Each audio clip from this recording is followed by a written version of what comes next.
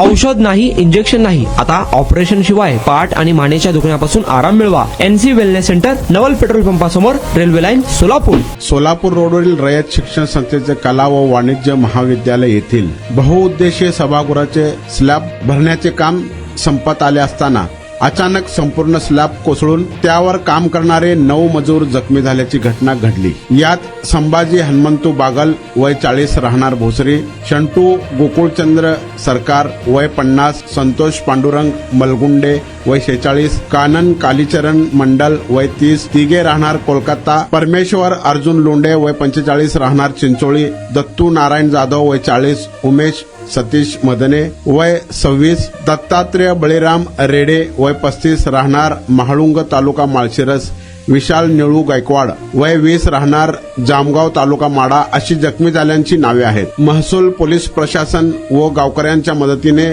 तत्काळ त्यांना बाहेर काढून मस्के हॉस्पिटल माडा येथे उपचारासाठी दाखल करण्यात आले आहे. यातील संभाजी बागल यांची प्रकृती अत्यवस्थ असल्याने त्यांना प्राथमिक उपचार करून कार्डियक अँब्युलन्समधून पुढील उपचारासाठी पडळकर हॉस्पिटल बार्शी येथे हलविण्यात आले आहे.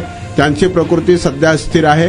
तर शंटू सरकार व कानन मंडल यांना सिटी स्कॅन व इतर तपासणीसाठी ग्रामीण रुग्णालय कुर्डवाडी येथे हलविण्यात आले आहे. घटनास्थळाला उपविभागीय अधिकारी जयश्री आवाड, तहसीलदार संजय भोसले, सहाय्यक पोलीस निरीक्षक नेताजी बनगर आदींनी भेट दिली. 1 वर्षापासून कंबरदुखीचा त्रास जाणवू लागला. जवळपास माझे आज 20 सेशन झाले, तर मी आज ठणठणीत बरा आहे. खरोखरच मी ह्या सर्वांचा आभारी आहे. मला 1 मिनिटही बसता येत नव्हतं, परंतु NC वेलनेस मध्ये मला ट्रीटमेंट घेतल्यानंतर आता जवळजवळ 1 तास बसता यायला लागला आहे.